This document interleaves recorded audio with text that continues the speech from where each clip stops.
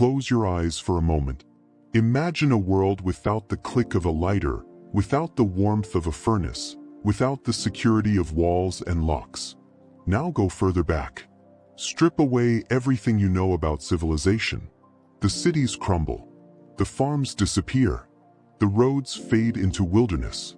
Keep going deeper into time until you arrive 30,000 years ago. This is Earth during the Late Paleolithic, and it is both beautiful and merciless. The landscape stretches before you like something from a fever dream. Across Europe, massive ice sheets tower kilometers high, grinding southward with the patience of geological time. The air bites with a cold that doesn't just chill your skin, it threatens your very existence. These are the depths of the last ice age, and the planet is locked in winter's grip. Where modern-day Paris and London will one day stand, there is only frozen tundra, windswept and hostile, dotted with patches of hardy grass and dwarf shrubs clinging to survival. But look to the south, to Africa's sweeping savannas. Here the story is different. Golden grasslands roll toward distant horizons, interrupted by acacia trees standing like sentinels under a relentless sun. Herds of animals you would barely recognize move in waves across the plains. In Asia, the steppes extend endlessly, a sea of grass broken only by river valleys and scattered forests. This world is vast beyond comprehension, wild beyond imagination, and humanity occupies only the smallest corner of it. We are not alone on this planet. Walking these same landscapes are our evolutionary cousins, the Neanderthals. They've survived here for hundreds of thousands of years, their bodies built for the cold, their minds sharp and capable. They hunt, they create, they bury their dead with flowers. But their time is running out and they don't know it yet. Within a few thousand years, they will vanish completely, leaving behind only bones and questions buried in cave sediments. The world belongs to us now, Homo sapiens, but our hold on it is still fragile, still uncertain. Imagine yourself among a small band of humans, perhaps 40 individuals, moving across the landscape in the eternal search for survival. These are not the primitive brutes of outdated textbooks. Look closely at their faces. You would recognize the intelligence in their eyes, the same spark of consciousness that stares back at you from the mirror each morning.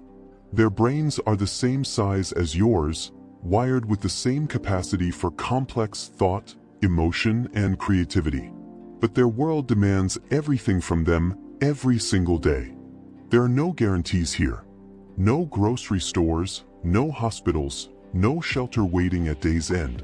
The average person in this band will live perhaps 25 to 35 years if they're fortunate, if they avoid the countless ways this world has devised to kill them. Childbirth is a deadly gamble. Infections from simple wounds can become death sentences. Predators hunt in the darkness. Starvation is always one failed hunt away. The clan moves through a valley as the sun climbs higher, and you notice how they travel light. Everything they carry must be worth its weight because weight means energy, and energy means survival.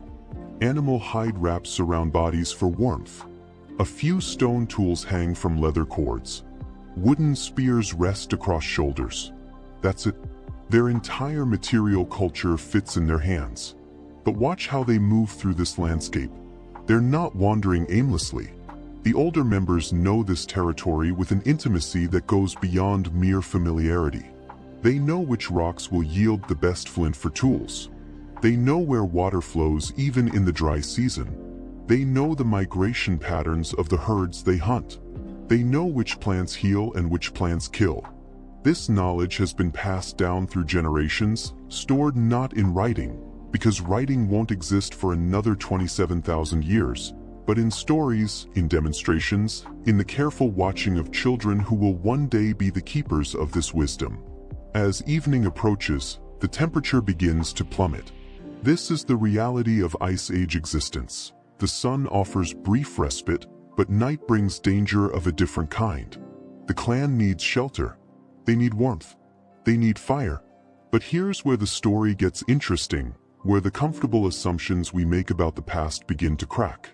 We imagine that humans at this time had long since mastered fire, that every clan could create it at will, that it was as simple and reliable as flipping a switch. The truth is far more complicated, far more precarious. Fire has been part of the human story for an almost unimaginable span of time. Evidence from places like Wonderwork Cave in South Africa suggests that our ancestors were controlling fire, maintaining it, feeding it, using it, perhaps 1,000,000 years ago. The older species, Homo erectus, left traces of hearths dating back 400,000 years in caves across Israel and China. But there's a crucial distinction here, one that means the difference between life and death. Controlling fire and creating fire are two entirely different achievements. Think about it this way. You can keep a fire burning if someone gives you the flames, if you feed it carefully, protect it from wind and rain, carry embers wrapped in wet leaves from camp to camp. This is maintenance, a skill that requires attention and care but not deep understanding. Creating fire from nothing, from cold stone and dead wood, that requires something else entirely. It requires observation, experimentation, patience, and a level of insight that borders on genius. For hundreds of thousands of years, fire was something humans found, not something they made. Lightning strikes would ignite a tree, and quick-thinking individuals would capture those flames, guard them jealously, keep them alive for as long as possible. When the fire died, they would wait and hope and pray to forces they were only beginning to conceptualize that they would find flame again. Imagine the terror of watching your last ember fade to ash on a freezing night. Imagine knowing that warmth and safety are slipping away into darkness, and there's nothing you can do about it. Some clans at this time, 30,000 years ago, have cracked the code. They've learned the secrets of fire making through trial and error spanning generations. They can create sparks from striking certain stones together. They can coax flame from wooden spindles rotated with desperate speed against fireboards. But this knowledge is not universal. It's fragile, easily lost, difficult to rediscover. One bad season, one attack by rivals, one death of a knowledgeable elder, and the secret can vanish. The clan we're following settles into a shallow cave as night falls. The opening faces away from the wind, a small blessing in this unforgiving world. And here is their crisis, the moment when everything hangs in the balance. The fire has gone out. It happened this morning during the rush to avoid a cave lion prowling too close to their previous camp. In the chaos of packing and fleeing, the carefully tended embers were not properly protected. By the time they noticed, the fire carrier was holding nothing but cold ash. Now, as darkness gathers and the temperature drops toward freezing, they face a night without warmth, without light, without the one thing that keeps the predators at bay. The children huddle together for warmth, not yet understanding the full gravity of the situation. The adults exchange glances heavy with worry. One of the elders, a woman whose face is mapped with the scars of 5 decades of survival, steps forward. She's seen this before. She knows what must happen next. From a pouch at her waist, she removes objects that look almost sacred in their importance. A piece of flint, a chunk of iron pyrite, and a bundle of dried grass mixed with stringy birch bark fungus. What happens next will determine whether this clan sees tomorrow. What happens next is the razor's edge between mastery and extinction, between the human animal and something more. The old woman kneels in the cave's entrance, and as the last light fades from the sky, she begins to work. The story of humanity is about to take a turn. Not through divine intervention or supernatural gift, but through observation, persistence, and the remarkable human capacity to look at the world and ask the most dangerous question of all. What if there's a better way? The night is falling. The cold is rising. And in this cave, in this moment, everything hangs in the balance. The old woman's hands move with a confidence born from repetition, but there's tension in her shoulders. She's done this hundreds of times, yet it never becomes routine. Fire making is not magic, but it demands respect, patience, and an understanding of materials that took generations to accumulate. Watch her carefully. She positions the flint in her left hand, gripping it firmly but not rigidly. In her right hand, the iron pyrite, a brassy, metallic stone that her people traveled 3 days to quarry from a distant cliff face. These aren't random rocks. Her ancestors learned through countless failures that only certain stones yield sparks, and even then, only when struck at precise angles with exact force. She strikes. Twice. A tiny spark leaps into the darkness and dies instantly. The children lean forward, their breath visible in the cold air. She strikes again. Another spark, slightly larger, arcs toward the bundle of tinder she's arranged, dried grass from the summer, scraped bark from a birch tree, and the stringy interior of a bracket fungus that grows on dead wood. This fungus, dark and seemingly unremarkable, is pure gold to firemakers. It catches sparks like nothing else in nature. The rhythm becomes almost meditative. Then, suddenly, a spark lands true. A tiny orange glow appears in the tinder bundle, smaller than a fingernail, fragile as hope itself. The woman doesn't celebrate. This is the most dangerous moment. She cups her hands around the ember, protecting it from any breeze, and begins to blow. Gently at first, then with increasing purpose. The glow brightens. A wisp of smoke curls upward. The children hold their breath. And then, flame. Small, flickering, but unmistakably alive. The woman carefully transfers the burning tinder to a prepared nest of dry leaves and small twigs.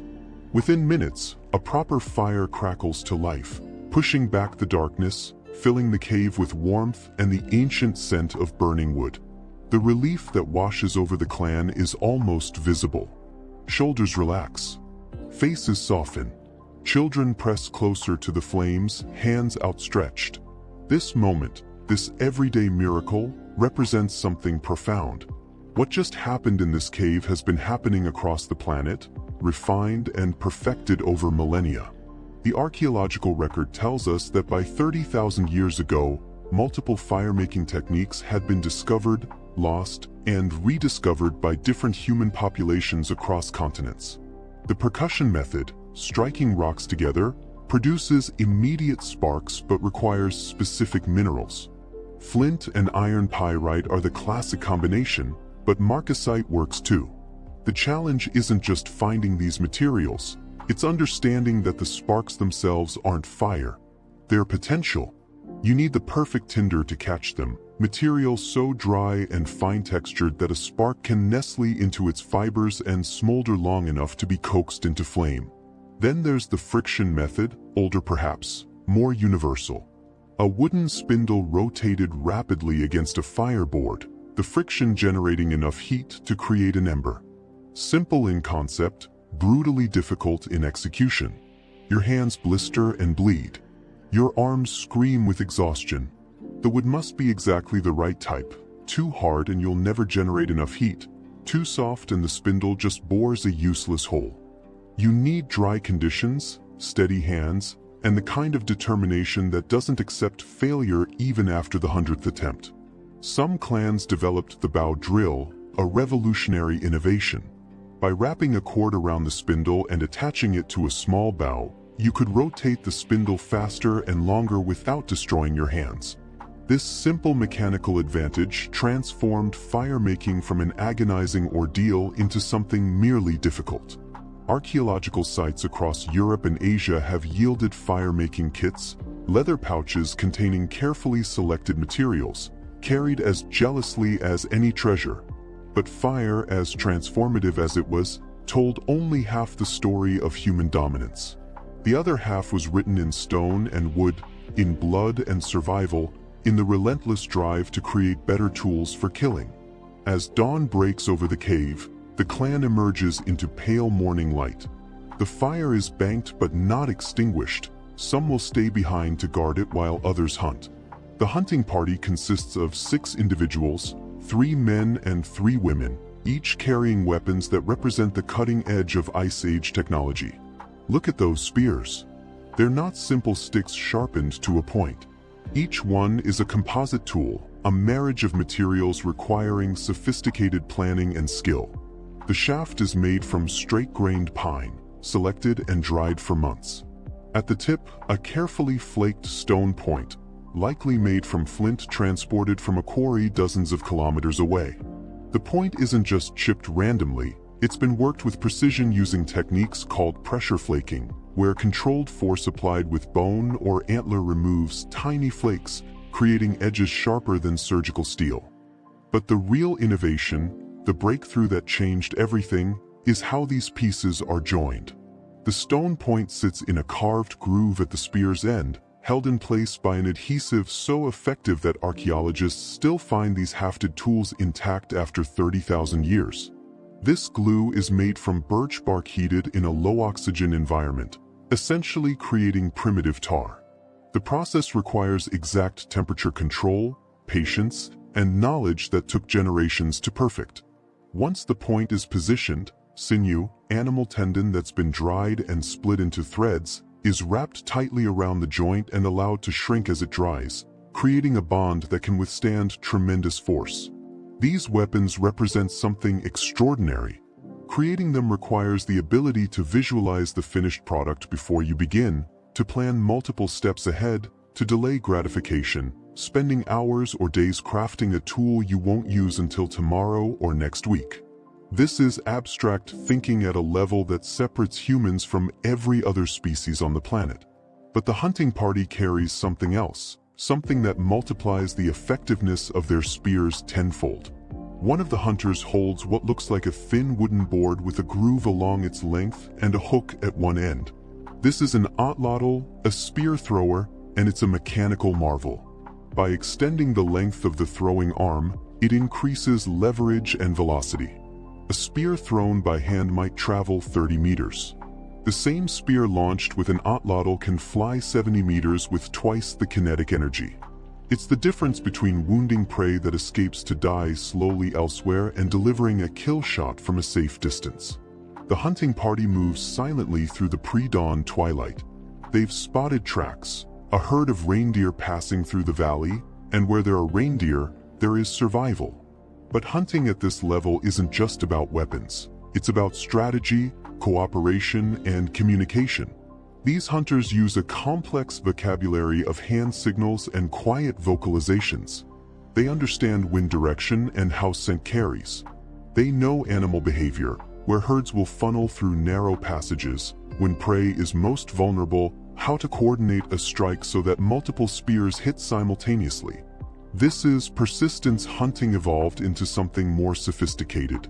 This is humans using language, tools, and social cooperation to overcome physical disadvantages. Humans are not the fastest animals, not the strongest, not equipped with claws or fangs. But we think, we plan, we adapt, and we create tools that make us the most dangerous predators this planet has ever produced. As the sun finally crests the horizon, painting the landscape in shades of amber and gold, the hunting party spreads out in a practiced formation. Ahead, through a gap in the rocks, the reindeer herd grazes, unaware. The hunters ready their otlotls, spears balanced perfectly in the grooves. This is the moment when everything, the fire-making, the tool crafting, the cooperation, the accumulated knowledge of thousands of generations, comes together. The future of the human species isn't written in the stars. It's written here, in cold stone and burning wood, in weapons that extend our reach and fires that extend our day. We are becoming something the world has never seen before, and there is no going back. The hunt is successful. 2 reindeer fall to coordinated spear strikes, and by midday, the clan is butchering the kill with stone blades so sharp they slice through hide and muscle with surgical precision. Nothing is wasted. Meat is cut into strips for immediate consumption and smoking over the fire. Bones are cracked open for marrow, concentrated fat and nutrients that keep brains functioning and bodies warm. Sinew is carefully extracted and set aside for future toolmaking. Hide will become clothing, shelter, carrying bags. Antlers will be carved into needles, pressure flaking tools, and decorative objects. This efficiency, This complete utilization of resources reveals something crucial about humanity at this threshold moment in time. We've become more than survivors. We've become masters of our environment in ways that will reshape the entire planet. But let's pull back now, rise above this single clan in their valley, and look at the bigger picture. What we've witnessed in these caves and hunting grounds is playing out across continents. From the frozen reaches of Siberia to the southern tip of Africa, from the islands of Southeast Asia to the soon-to-be colonized Americas, humans are spreading, adapting, and dominating with unprecedented speed. The combination of controlled fire and sophisticated weapons creates a cascade of advantages that compounds exponentially. Fire allows humans to survive in climates that would otherwise kill them, expanding the range of habitable territory. It enables cooking, which makes more foods digestible and nutritious, fueling larger brains and healthier bodies. Those healthier bodies with their energy-efficient diets can travel farther, hunt more effectively, and produce more offspring who survive to adulthood. The weapons, those composite spears, those atlatls, and soon, possibly, the bow and arrow, create a killing efficiency that no other predator can match. Humans can take down animals far larger and more powerful than themselves. Woolly mammoths, standing 4 meters tall and weighing 6 tons, fall to coordinated human hunting parties. Giant ground sloths, cave bears, woolly rhinoceros, megafauna that dominated their ecosystems for millions of years, begin to disappear wherever humans establish themselves. This isn't coincidence. Archaeological sites from Dolní Věstonice in the Czech Republic show evidence of organized mammoth hunting camps where dozens of animals were killed and processed. The pattern repeats across the globe. Within a few thousand years of human arrival in any region, the largest animals start going extinct. Some scientists call this the overkill hypothesis, and while it's debated, the correlation is striking and sobering. But the impact goes deeper than hunting. Humans begin using fire to manipulate entire landscapes. Controlled burns clear underbrush, encouraging the growth of certain plants that attract grazing animals, which in turn become easier to hunt. It's not quite agriculture. That revolution is still 10,000 years away, but it's the beginning of environmental management, the first steps toward reshaping the planet to human specifications. And then there are the Neanderthals. Remember them from the beginning of our journey? Our evolutionary cousins who had survived for hundreds of thousands of years, who had their own sophisticated culture, their own tools, their own traditions. By 30,000 years ago, they're in their final strongholds in southern Europe. Within a few millennia, they'll be gone completely. But this question haunts researchers and ignites fierce debates. The Neanderthals had fire. We found their hearths, their burned bones, evidence of cooking. They had weapons. Their Mysterian stone tools show skill and intelligence. They were physically stronger than Homo sapiens, better adapted to cold climates, with brains as large as ours or larger. But perhaps it was the small differences that mattered. The archaeological record suggests that Neanderthals were less proficient with projectile weapons. Most of their hunting tools were designed for close-range thrusting, not distance throwing. They don't appear to have developed the atlatl. Their social networks seem to have been smaller, their trade connections more limited. While they controlled fire, evidence for systematic fire-making kits is less clear. These marginal advantages, slightly better weapons, slightly more reliable fire creation, slightly larger social networks allowing for broader knowledge sharing, might have been enough. In times of climate stress, when resources became scarce, the group with even a small technological edge survives while the other doesn't. It's not dramatic. It's not a war of extermination.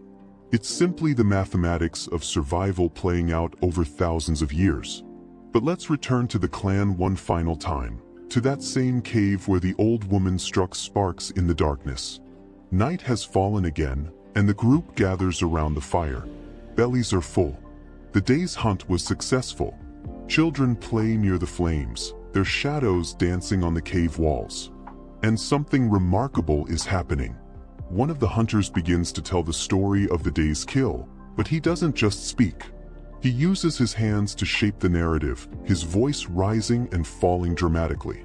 He imitates the reindeer's movements, the moment of the strike, the animal's fall. Others contribute details, laugh at embellishments, correct the sequence of events. An adolescent watching carefully absorbs not just the story but the lessons embedded within it, where to position yourself, when to throw, how to read an animal's behavior. This is the hearth as humanity's first classroom, first theater, first gathering place for culture. Fire doesn't just provide warmth and protection. It creates a center, a focal point that draws the community together after dark. In the glow of flames, stories are told, knowledge is transmitted, bonds are strengthened, and culture is built. Some anthropologists believe that language itself may have evolved more rapidly once humans controlled fire, because suddenly there were these extended periods of darkness when physical work was impossible but conversation could flourish. Look at that cave wall behind them. Do you see it? Faint markings, ochre handprints, the beginning of something that will explode into the magnificent cave art of Lascaux and Altamira. Humans are starting to create not just for survival but for expression, for meaning, for beauty. We're asking questions that go beyond, how do I find food? We're beginning to wonder, why are we here? What happens when we die? How do we capture and preserve these moments? The fire that keeps this clan alive is the same fire that illuminates the artist painting deep in caves. The weapons that bring down prey require the same abstract thinking, the same planning and creativity that produces Venus figurines and bone flutes and ceremonial burials. Technology and art, survival and spirituality, they're emerging together, intertwined, inseparable. Fast forward now. Not 30,000 years, but to yesterday. To this morning. To the moment before you started watching this story.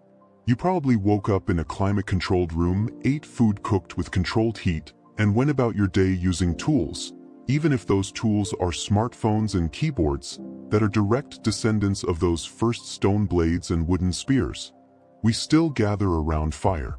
We call them campfires now, or fireplaces, or backyard fire pits, but the impulse is identical.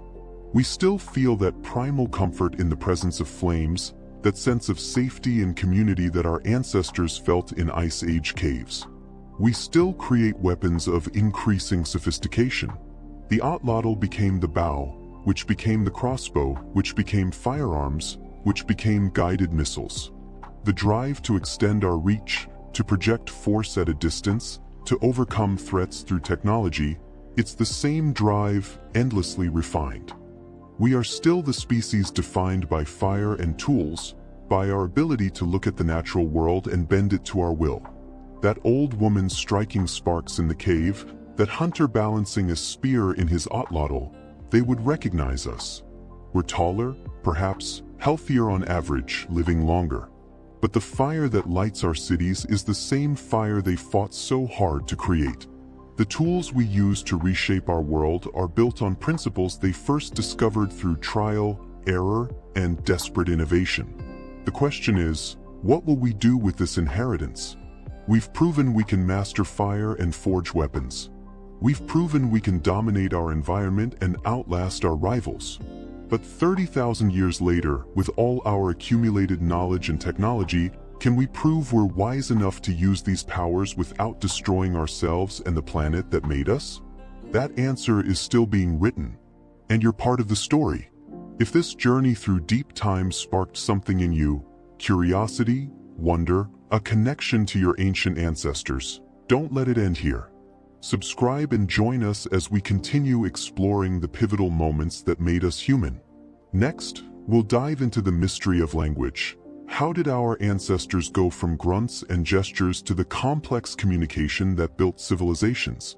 Hit that like button if you felt the cold of that Ice Age night or the tension of that prehistoric hunt. Drop a comment telling us, if you could ask those ancient humans one question, what would it be?